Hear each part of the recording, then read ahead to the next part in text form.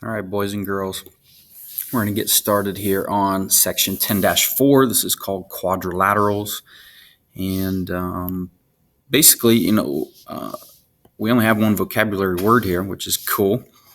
But right in here, we're going to look at the different types of quadrilaterals. We have squares, rectangles, trapezoids are all examples of quadrilaterals. They have four sides. They have four vertices, or you could say four angles. And what you also want to notice right here is the ones that are not quadrilaterals. The lines can't cross like this one. They can't be curved lines. This thing has five sides, so that's not a quadrilateral. That's a triangle. So just keep those in mind. Let's keep going here. So in this next part, we are looking at how to name a quadrilateral. So right up here in this area, it says, as with triangles, a quadrilateral can be named by its vertices. Two names of the quadrilateral below are quadrilateral A, B, C, D. And then you connect it back to A. And then also they have quadrilateral C, B, A, D. So notice I start at C, B, A, D.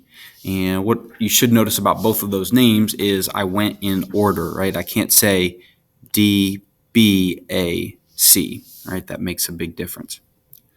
And so we call the vertices right here A, or vertex B, vertex C, or vertex D, talking about the angles.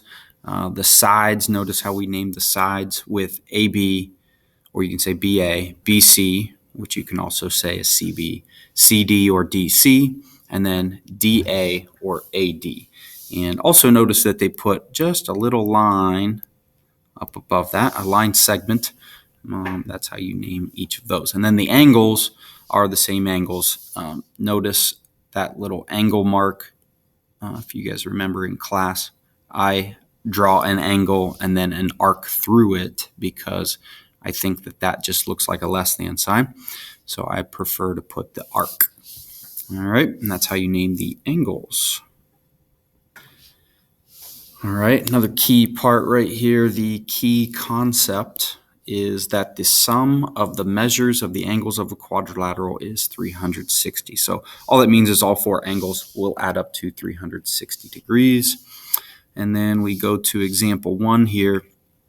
You can tell there's some algebra here, right? So angle B is 62 degrees and angle A is 88 degrees and angle C is 2x degrees. Angle D is x degrees, right? And so here's what we know. We know that all four of those things add up to 360. So we're creating this equation right here. Measure of angle A plus measure of angle B plus measure of angle C plus measure of angle D equals 360. And then you just plug in each of those. So we have 88 plus 62 plus 2x plus x equals 360. And then you combine like terms.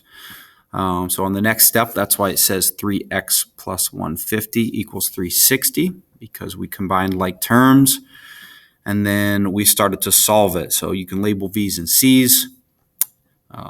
And so, of course, they minus the 150 on both sides, which now gives you 3x equals 210, and then divide both sides by 3, you get 70. So if x is 70, you plug it right back in here. So angle D will be 70, but in angle C, it's 2 times 70, which is 140. So if you try that again, put them both in there.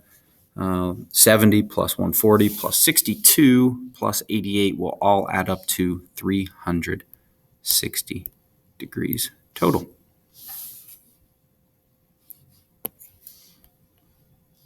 All right, I'm going to scroll down to classifying quadrilaterals. And so classifying quadrilaterals, it says, the diagram below shows how quadrilaterals are related. It goes from the most general to the most specific. The best description of a quadrilateral is the one that is the most specific. And so it's a little tree diagram here. They start with quadrilateral at the top, and then it branches off to a trapezoid. So notice a trapezoid has one pair of parallel sides. And the thing I want you to notice here is these little triangles are what tell you that they're parallel. All right, you'll notice that down in the next one, the parallelogram. Parallelogram is right here. Those two lines are parallel. They have two triangles on there and on there. So that means that those two lines are parallel. And then on these sides, they each have one little triangle, which means that those two lines are parallel. So one triangle for those lines that are parallel and two triangles for the other ones. Now, usually when I draw this in class, if the lines are parallel, that was a terrible drawing.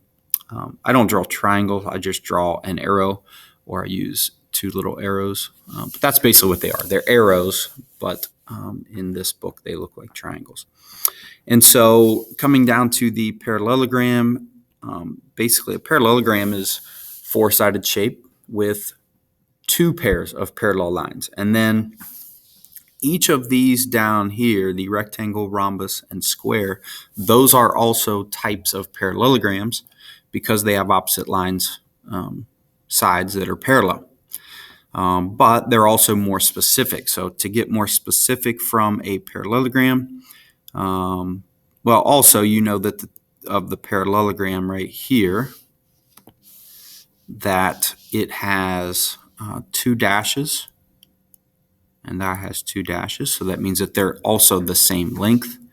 This has one dash and one dash. So those two lines are the same length. And then once you branch into the rectangle, rhombus, and square, those also have those features, right? A rectangle, opposite lines are parallel, and they're also congruent. And then in a rhombus, opposite sides are parallel. All right, so we would draw those little triangles on those for a rectangle, rhombus, and a square. But in a rhombus, they're actually more specific with the lines.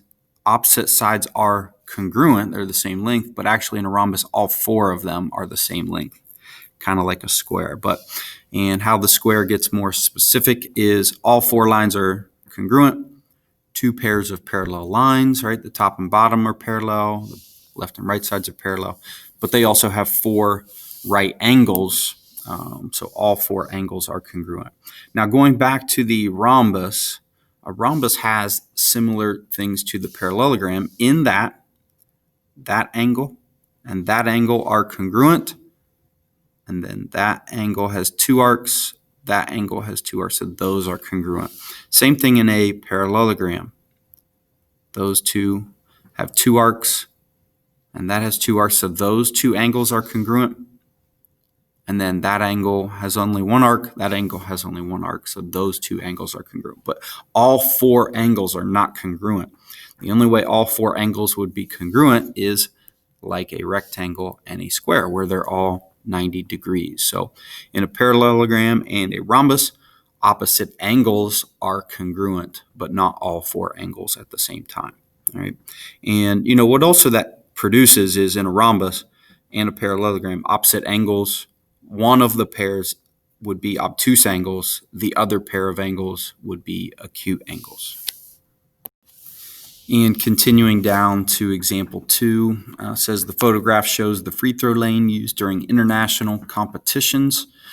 Now, usually on a basketball court, you guys would see a rectangle, right there by the hoop. It's a rectangle, but across the world, it's not a rectangle. So when they play in the Olympics, you'll see a different free throw lane, and so they're asking which best describes that quadrilateral, that blue figure, and that would be a trapezoid, because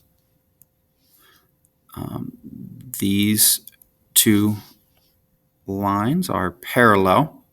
The top and bottom lines are not parallel, right? If those continued. So that just happened.